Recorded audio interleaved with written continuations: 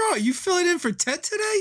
I sure am. I heard that you were talking about my people, so I figured I'd come in and weigh in. It's good to have an expert on the scene. But what's with the getup? I'm here to shadow the stereotypes of, what a lizard person can be. Oh, good call. Let's talk about 3 new ways to lizard folk.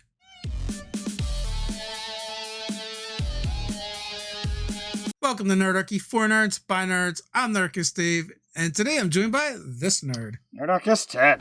Don't allow those D&D videos to get lost in the swamps of YouTube. Instead, hit that subscribe button. Better yet, let Nerdarchy guide you through the ways by hitting that notification bell. Before we jump into this video, we want to take a moment to thank our sponsor, Dungeon Fog. It's an excellent mapping website, tool, software to make amazing, beautiful, gorgeous maps. You have several different levels you can sign up for, including free. It makes me feel like a kid again, drawing on graph paper, only my maps never look so gorgeous. They have tons of great features over there. And if you're not interested in starting off from scratch, there's loads of already ready-made maps that you can go in and use, straight as is, or begin your editing process and modify to your heart's content. So let's start off with these videos. We like to ask the question, should we change D&D monsters, races, and other tropes in the game? Absolutely. This is one of those things that, I feel,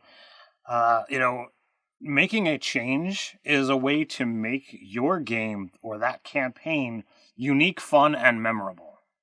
Yeah, I mean, like you said, unique, fun, memorable, but, and also it's just like there's this weirdness in the D&D verse where, you have monsters and races and there's so much sameness.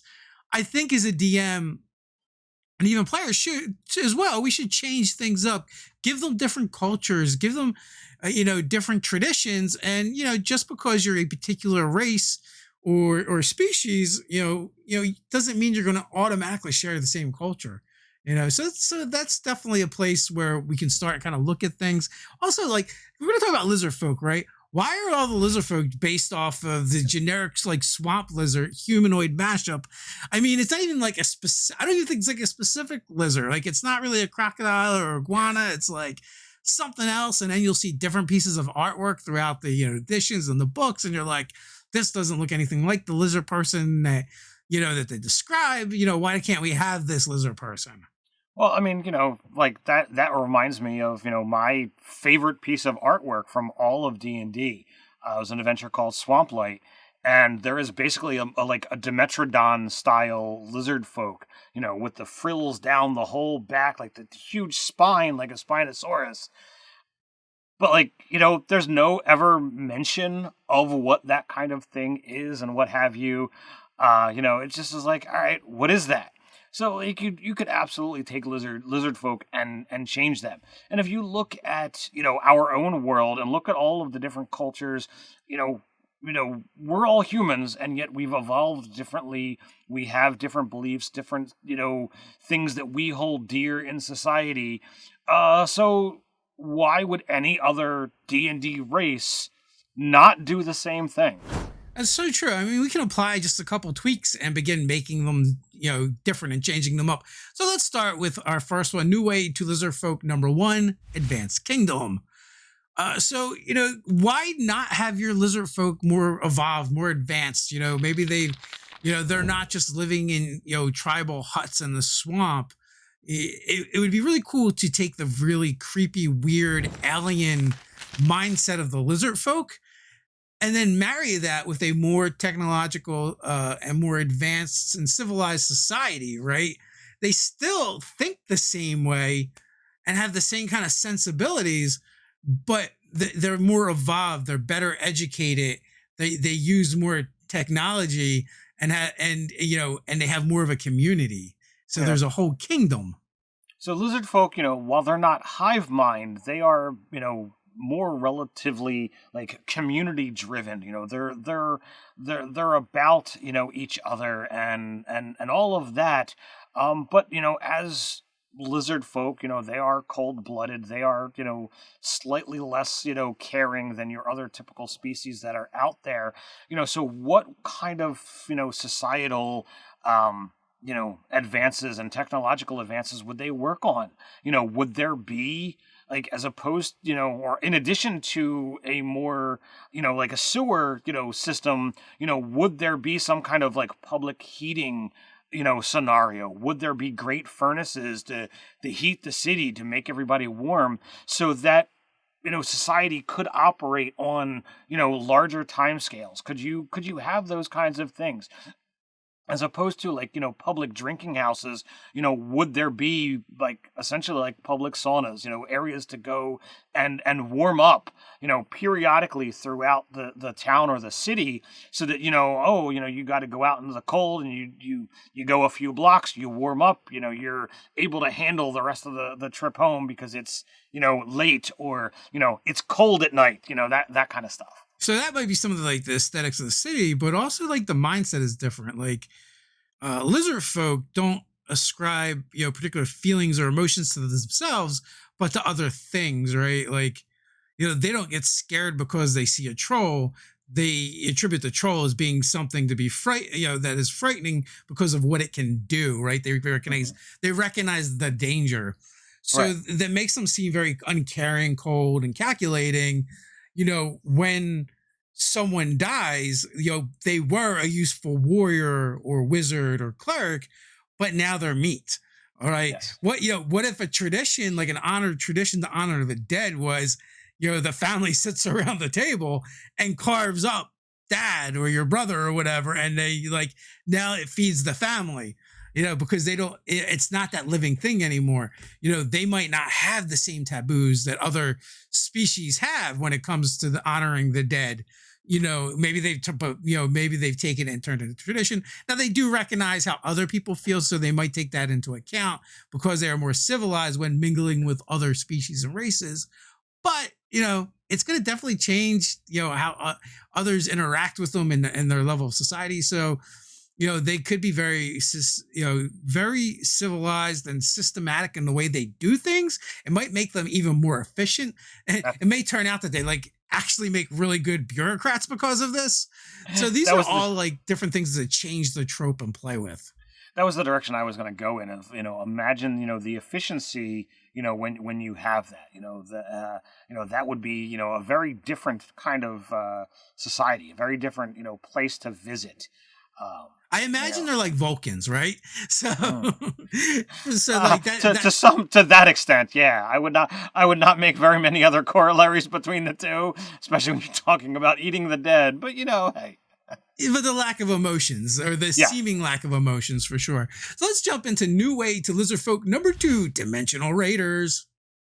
All right, so this is where you are taking the other concept of the lizard folk, the we are aliens, and I've got my head frill and what have you. We are so far removed from your typical biology that we are invaders. We are aliens. We have come from a different place, and we're here to destroy. That alien mindset, that cold, calculating destruction that we are bringing upon you. In its grand and glorious design. Yeah, are they invaders? Are they raiders? They're gonna take stuff and leave? Are they colonizers? They're gonna colonize and stay? Or maybe they're just explorers, right? You could look at all of those different avenues, and then you look at, well, how did they get here? Are they using portals? Did they come on a spelljammer vessel? Maybe you're going totally sci-fi and they do actually come in a spaceship, and and they just are a advanced civilization. You could totally do that. If you were looking at the more traditional fantasy-esque thing, like coming through dimensional rifts, creating the plane of which they come from, would be fun and would be interesting.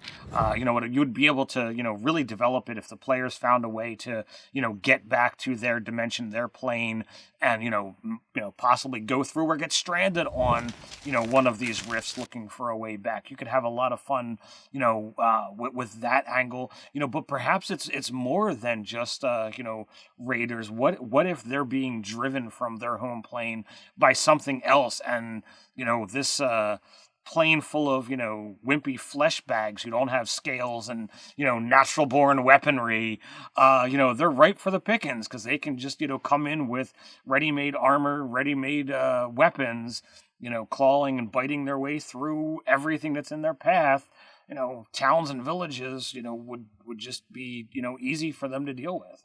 Well, and then there's another concept too of the marooned, where either a bunch of these lizard folk are marooned and maybe they started a new life, or go the other way. The adventuring party is now marooned where these lizard folk are from, however they got there. So you can play with the tropes that way a little bit. So next up, new way to lizard folk number 3, many people. So this one is a little bit about just changing up where they're from, what terrain they had, where they would be found, and some of the visual appeal, but also like their surroundings would probably change kind of how they interact with the world as well. So, I mean, imagine the race of lizard folk that is based on the marine iguana. That they prefer, to swim and be in the water and to bask in the afternoon sun and just absorb as much of that, light. Just like some races require you to be immersed in water, what if they literally require, the nutrients from sunlight? And if they don't get that, they've got some kind of detriment. You could go in a lot of different directions, and, look at all of the different lizard and salamander-esque races that are out there. All of them are not races, but lizards and salamander species in our world, all of them could hold a lizard folk race to some extent, and you would just be able to flavor them, however you wanted based on those creatures. Yeah, you go back to the marine iguana, like they might be vegetarians, right? They or omnivores, where other lizard folk typically are carnivores. Well, they kind of actually harvest seaweed and stuff, and they might be more like farmers, right? So they have more of an agricultural society, which would be completely different than the lizard folk you find in the swamps that are hunting frogs and bullywogs and crocodiles for food and snakes. I would love the idea of like a desert horned lizard because they just look so cool, right? Yeah. And maybe they burrow in the sand. They don't have to worry about getting warm, like Ted's mentioned before, because it's the desert and they're always warm. At night, maybe they have to worry about it. Maybe they have the ability to burrow instead, but they look completely different than other lizard folk, for sure, because they have the flatter bodies. They tend to be a little bit rounder. They're kind of spiky, and they just look cool. Well, how would living in the desert affect them? Right. Those types of lizards usually are insectivores and eat insects. Maybe they follow around giant insects and hunt them, in order to eat. I can see them hunting like giant ants and stuff, and feeding the tribe that way. Or what about the frilled lizard? If I'm certain, if you've got any desire to watch, nature type things or, amusing stories, I'm certain you've seen that lizard that springs up on its back feet and, dances across the hot sand to move quickly. I could imagine seeing a lizard folk that's small, in racial stature, but has that same tabaxi speed boost that they have because they're used to just running across the desert sands. Maybe it only applies in certain types of terrain, maybe it doesn't. But those kinds of things could be amusing and could be fun and would allow you to like kind of move around the racial traits that already exist and use them with something that is, so physically different looking. Yeah, you know what else those lizards do? It's kind of weird. They can squirt blood out of their eyes, to try and frighten off potential carnivores or other other animals. So also, like, what about like, I like the rainforest monitor lizard. Looks really cool. That looks a little bit closer to what we expect from a lizard folk, but they're much sleeker. They have some bright colors going on. Those things can be nasty with their teeth or claws. They use their tail as a weapon.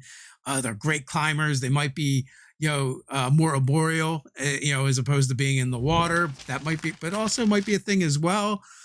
In some of these cases, they might just act like lizard folk do from the swamp, but they're adapted differently to their environment, and depending on what particular type of lizard you want to model them after, that might change.